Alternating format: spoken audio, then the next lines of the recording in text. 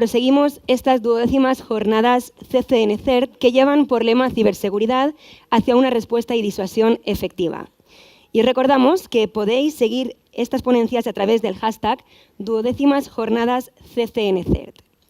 David Grout, de FireEye, será el próximo ponente y el título de su ponencia, TRITON, Autopsia de un caso real de seguridad de control industrial, donde hablará de un caso de respuesta a un incidente sufrido en una infraestructura crítica en 2017, donde un atacante implantó un malware diseñado para manipular sistemas de seguridad industrial. Les dejo ahora con David Grout, director técnico de preventa de Europa, Oriente Medio y África. Gracias.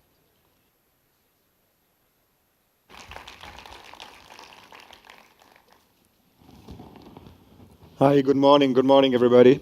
Sorry, I will do it in English. I hope it will be okay. If you want to do it in French, it will be easier for me, but not sure that everybody will be happy with that. Only my title is in Spanish, but I think that people are translating in live. I will say not too fast, and if you have any question at the end, just feel free to ask me the question. Just to start, my name, for the people to remind me, if you want to reach me out after the meeting, my name is David Grout, or David Grout. If you have some children, you can recognize the Galaxy Guardian. And if you ask me any question at the end, I will just say, I am Grout. And that's all. You can reach me with the email, just feel free, and don't hesitate if you have any question at the end. What I will cover during the presentation today is that I will start with how we are collecting the information before digging into the details about the TRITON. And I will also talk a little bit around the ICS, SCADA, what we name the race to the bottom. And I will explain a little bit more. And I will dig into the TRITON cases with the approach, what we did, what we discovered. Since we have only like 25 minutes, it's really, I would say, kind of difficult to dig into all the details and really talk about, I would say, the technical details in depth.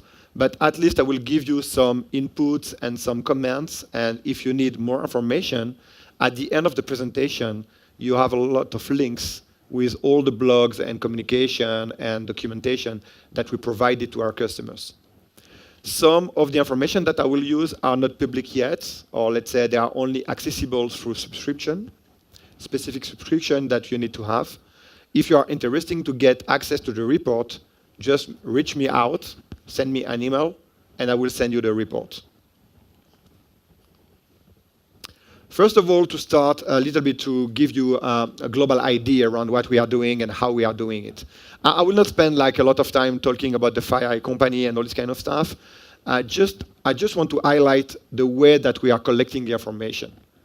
I saw this morning a lot of discussion in the plenary session talking about the Twitter feeds, the open intel, the closed intel, and all this kind of stuff. And I think it might make sense for you to understand how we are collecting our own information in order to manage investigation and also to provide documentation and information on any cases. Right now, when you are looking on the slide behind me, we are collecting information with 3 main vehicles. You have like here 4 stuff, but at the end, 2 are quite similar. The first one is that we are collecting information coming from our customers. If our customers agreed, they can subscribe for a specific license where they are exchanging telemetry and information. We are just exchanging metadatas, no files, no information at all, but it gave us the ability to really understand what are the trends over the world on specific topics. Let's take an example. We are finding a new APT28 backdoors. We will be able to see and follow the telemetry over the world on the campaign to try to understand if this campaign is only focusing on Iran, on Saudi Arabia, or in Spain, or other kind of countries. The second type of information that we are collecting is based on the incident response that we are doing. Just to give you some numbers here, this year, we will operate globally 650 incident response over the world, and we will run probably around 250,000 hours of incident response. This is also one way for us to collect information, to anonymize the information, and to use the information to redistribute and disseminate to our customers. And the case that we will talk about, TRITON, is clearly coming from the incident response side. The last piece of information that we are collecting is regarding the intelligence analysis. We build up capabilities in order to infiltrate, to understand, and to collect information in open and closed source. It means that right now we have roughly 100 researchers and probably 300 people who are collecting information in different languages. We are covering, I think, 32 different languages right now, where we are looking over Twitter account, closed forum on the dark web, open intelligence with the national CERTs, and all these kind of people where we can collect information and use this information to contextualize what we are discovering in the field. This is globally how we are collecting the information. I think it's clearly something really important because most of the people are concentrating themselves on the telemetry only. The national CERT are mainly looking on the intelligence analysis, and some specific companies are looking on the incident response. We are trying to get the full spectrum in order to get information and to be able to build context in all the ways. Let's go to the details about my topic and the race to the bottom. I will not spend a lot of time here on this topic because I have a lot of slides and I want to keep on time. But globally, what we are seeing in the market is that since 2015, the attackers are trying to go deeper and deeper on the ICS Purdue model. And I have one slide where I will show you the Purdue model and what we are talking about. In 2015, you saw for sure the Ukrainian power grid attacks, where the level of the attacks was on the supervisory control. If we move forward, it was the black energy for the people who know the name. When we move forward in 2016, we discovered and we analyzed this Ukraine power grid again, because Ukraine was and is still a very active field, I will say, on the ICS SCADA world. And in this case, with industrial, it was mainly focused on the industrial protocol layer. And in 2017, we discovered during one investigation, TRITON, who was focused on the regulatory control level, on the Schneider Triconex controls. And the idea around all of that is that I decided to keep only 3 of them. You have like a lot of others, like if we are talking about Stuxnet, we can also talk about all the standards, I would say pandemic malware, who are impacting the ICS and OT network. NotPetya, WannaCry are the example. They impacted the network, but they were not dedicated and focused and targeted for the OT. But what we are seeing, as I said, is that the attackers are trying to really go deeper and deeper in the Purdue model. Why? Because most of the companies are starting to try to get visibility and control on the upper level. And the idea for the attackers is really to try to dig into the ICS and the PLCs themselves in order to destroy or to manipulate the information on the OT network. And this is clearly what we discovered during the last 3-4 years with our business practice on the ICS incident response capabilities. If we are looking on the TRITON in the details, as I said, I decided, and it's my fault if you are not happy with that, but I will take it for me. I decided to really focus on some specific topics because we can talk and discuss about the TRITON stuff during probably 3, 4, 5 hours. I think right now we already publish around 100 and 150 pages of information around TRITON. We also analyzed all the protocols used on the SIS controllers. But the idea here is really to focus on some specific topics where I think it might get you some value after the discussion and the session today. What we did, in 2017, we were called by a company somewhere in the world. It has not been disclosed from where was the attacks. And we discovered a framework that we named TRITON, who has been designed to manipulate industrial safety systems. We assess with moderate confidence at the end that this attack was focused on trying to cause an incident with physical consequences. One of the other assessment that we did was the fact that probably one nation-states group tried to use this framework in order to demonstrate and to try their capabilities to manipulate and influence OT network and PLCs. And this is clearly, I would say, the two main outcomes that we found. And I will go back and I will go deeper at the end of the presentation also within the attribution, because I will show you something that we didn't really publish. And it might be interesting when I saw this morning some of the discussion by the CCN-CERT here in Spain. Why we decided to say that this group is really a nation-state group, and this is what I decided to show you during the presentation, is some pieces of the code that they use who gave us the ability to confirm that those attackers were well-funded, they were well-prepared, with the ability and the focus to try to build up not only a malware, but a framework and the process capabilities in order to disturb OT networks. First of them, and sorry for that, here is a little misspelling in this version of the slides. I saw it yesterday night. The part one is not modular model, but debugging, and the part two will be modular model. But at the end of the day, just to show you, on their capabilities, they decided to include in all their codes very large capabilities in terms of debugging. Which means that for the people who can read that on my left and on your right, they decided to be able to put in place a lot of exception with error message to give them the ability to try and try again, and to also update the code in the fly. Which means, again, that they were not targeting to try something in one day or in one attempt, but they really build up something, and a framework in this case, in order to build up their capabilities on a long-term perspectives, with the idea to be able to test, to get feedback, and to continue.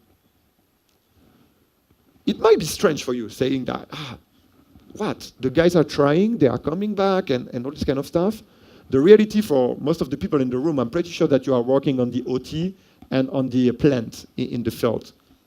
And the reality is that where you are in the plant, and this is the case for TRITON, the two first time, the engine stops. And the engineer who was there in front of the engine just kick it out and restart the stuff and said, again, it didn't work. And they received the error messages in order to try to change their codes and make some manipulation and try it again. And this is probably one of the main differences between talking about the marketing malwares, like NotPetya, everything is blue screens. The newspaper are just here because they like it. They can talk about something they understood. And the case on the plant and on the OT, where you are in front of people who want just the availability for the business. And if something doesn't happen, they will just try to restart. Like we are doing with our oven or our TV. I have an issue with my TV. Switch off, switch on.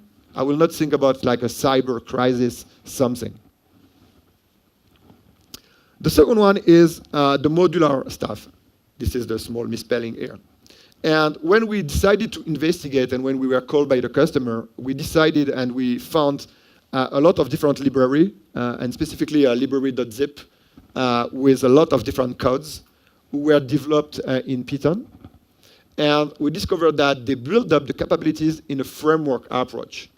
And you can see here on the graphics that they started to work on it in 2016, and they developed different capabilities and different framework pieces over the time, with the ability to reuse some pieces for next attack.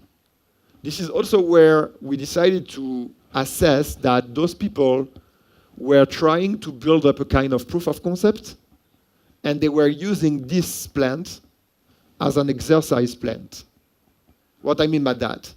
I mean that these specific companies that we cannot disclose the name, they were not probably targeted as the company. They were targeted because they were using the product and the materials that the attackers knows, and they were used as a lab. And this is probably maybe something that you need to keep in mind, because I think this is probably the most dangerous stuff that we discovered, is that they were not targeted. They were used to try and try again and to help the attackers to progress. Who means that probably you can all be targeted, not because you are your company or you are protecting your brand, but just because you are using one specific materials and they test it and they want to try if it works. And this is probably more, I would say, frightening, even if I don't like to frighten the people, but it's probably one of the big stuff. Where we saw also that those guys were really advanced is the fact that they use a lot of custom tools. And probably, you know, if you want to build up your own custom tools, it costs a lot of money. If you decide to go to market, and this is what they did, they go to market with the malware, they know that when the malware will be discovered, they will lose all the investment they did. Because within 24 to 48 hours, all the codes will be published on various total, on the blogs for the vendors, and you name it. And they decided to use a lot of stuff, and just to show you some example here, and I will use two examples. One is really fun, because technically fun, because we are not seeing it a lot, is the use of the knocking backdoors. And this is something really fun, is like waiting for knocking the doors on the wire before opening up the doors. And if you never dig into the details of the knocking the doors backdoors, you can take a look on it. It's really cool because it's really difficult to detect and really difficult to remove. One stuff they use also, and this is probably one of the big mistakes that we are doing in our world, is that they use the last piece, they use a public SMS utility to bypass the OTP for the OTVPN. What they did in a nutshell, they target the Exchange server. They were able to touch the IT. From the IT, they discover on the GPO who was authorized to go to the OT. They use those users and their emails to reset the password. And when they reset the password, they change the profile to a fake phone number, and they use this platform to receive the new OTP piece. At the end of the day, the people put in place the dual factor authentication, but they bypass it. And this is something really interesting to dig into. Why did they fail? Because at the end of the day, they didn't succeed to make the stuff, because the controllers and the SIS put themselves in a safe state. What we think is that they were able to try and to manage and to play with the same kind of labs, and I will go back to that later on. But what they did when they tried it was based on a monoprocessor capabilities. The material they used was single main processor test controller. And where they tried to do it in the plant that they targeted, this plant used the same kind of material, but with a triple main processor redundancy. Which means that when you are injecting one code in one processor, you need to be sure that the same codes is in the same place in the two next processor in order to get the 3 checkbox. And this is where they failed. And this is where the controller put itself on a safe shutdown position. In terms of assessment, what we saw, and I already covered some of these pieces, but I think it's really important to show it to you as a conclusion for the assessment. The team who developed the TRITON stuff had access to the same kind of material. You cannot come on the morning and try to go and just discover what you will discover. They didn't make any reconnaissance on the network. We didn't find any traces and logs regarding the reconnaissance on the network. And also, the TRITON pieces were designed to try to avoid any forensics capabilities. I open up a parenthesis here. Also, one of the challenge for us, and probably for you in the room, is that most of the OT, PLC, SCADA systems are not forensics ready. If you are looking on the Windows systems, Microsoft is providing a lot of forensics capabilities. Everybody knows how to use the shim cache, how to get information on the memory, how to look on the events, and all this kind of stuff. When you are looking on most of the materials in the field, in the plant, forensics was not think at the beginning of the stuff. It means that you can even not find anything. You need to probably, or most of the time, you need to keep and get access to the full hard drive and try to manage some forensics. It means a lot of human labor, a lot of time, and a lot of difficulties to try to find a context. And what we found also is that this part operating since probably 2014, we discovered on VirusTotal that they tried and they published, or let's say they used the API to try to see if they were able to avoid the detection on VirusTotal. And this is also where we found the way that they built up their capabilities since probably 4 to 5 years. On the technical stuff, and I will not dig into all the details here, I'll let you just take a look here, but in a nutshell, we discovered that digging into the details on what they did, most of the time they use the Russian IP space. They also have some serial names and content in multiple files. And we found also a PDB path containing a specific, someone reset my password, my stuff. No, it's okay, go ahead, yeah. And we also found a PDB path with a Russia-based person, active in Russian information security communities since at least 2011. Just to let you know, it's something fun, or not, but for me it's fun because I like this kind of stuff. Yesterday night, we published an update on one of our reports. When we published this information, all the mention to this guy were removed to all the websites that we monitored in the Russian space. It means that his photo disappeared, all his name, even the pages who were signed by himself were deleted. And right now, when we are looking, and specifically on the CCN-CERT, and I will talk about it just later, you cannot find this guy. He doesn't exist anymore. Just like 1 week after the publication of the blog talking about this topic.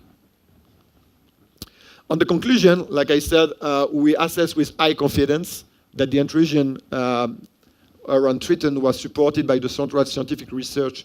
I need to read it because it's difficult. The Central Scientific Research Institute of Chemistry and Mechanics, the CCN-CERT, who is a Russian government-owned technical research institution in Moscow. We confirmed that with the Russian IP addresses, with the persona and the people and the name of the people we found, and also all the traces we found on the VirusTotal with what they publish, and also some non-technical fact. The fact that they get the access to the same material, they have a lab with the same kind of TRICONEX stuff, and all these kind of details. Just a quick overview on the remediation side, and or let's say it's more like a mitigation more than remediation pieces. I use the kill chain here in order to illustrate what we are talking about, and I use like 2 main topics. The TTPs, techniques, tools, and procedures used by the attackers, and the potential mitigation. First of all, when you are looking on the initial compromise, they use mainly spear phishing and use of vulnerabilities. I'm sorry for that, guys, nothing new. 92% of the investigation that we are running are starting with an email. Spear phishing email entry is the main entry for the attackers. You might find some example with USB keys and all this kind of stuff, but if you need to concentrate somewhere, you need to really try to protect and limit the window of vulnerabilities in your email systems. It might be done by technologies, but not only. It's also security awareness program, best practices, updates, and you name it. In terms of access, when they establish the foothold in the network, the backdoor installation to enable the outbound connection, this is the TTPs they use. The idea was, right now I have the foothold. I need to be able to interact with my victim.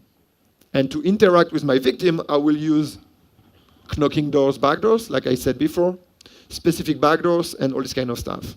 If you are looking around TRITON, you can look on OT network providers, like Nozomi Network as an example, but you have also some others, where they publish specific IPS, IDS, Suricata, and Yara rules in order to get access and to see and to block potential TRITON attacks. But if I'm looking around what we can do in general, I will say that uppercase here, getting the visibility. I'm pretty sure that you are, and I hope that most of the people here will agree with me. Installing stuff on the OT system is not possible. A lot of people will sell you the fact that they can install an agent, they can protect yourself, and all this kind of stuff. The reality is that if you are going to install something on your Schneider, Siemens, or Honeywell stuff, you will lose the support, it will not be scalable, and you will have a lot of issues. At the end of the day, if you want to be able to make something, first focus for you, at least my first advice, getting the visibility, be able to see what happened on the network level in order to reduce the time to react. Maybe not block, but at least get the information in order to react. I missed it. If you have any Windows systems in your environment, enable PowerShell login. If you need to remind only one thing, enable PowerShell login. Escalation of privilege, this is what they did with the Mimikatz-like tools, like the SecHack that they use. At the end of the day, the mitigation is to analyze the host and the network behavior. And again, is all matter of visibility. Be able to see all the lateral movement, SMB translation, and all this kind of stuff. The internal reconnaissance, in this case, they use the compromised VPN account, like I said before. And they also use the remote connection backdoors. I think when you are looking around the mitigation here, it's really important to, first of all, apply some EGN capabilities. I think it was mostly covered during the first presentation just before me. When you are looking on the NIST or all the regulation in the world, globally when you are looking on critical infrastructures or essential infrastructures, EGN means that removing the non-use account, changing the default password, blocking the non-use port, updating the materials when it's possible, it's something that you need to do.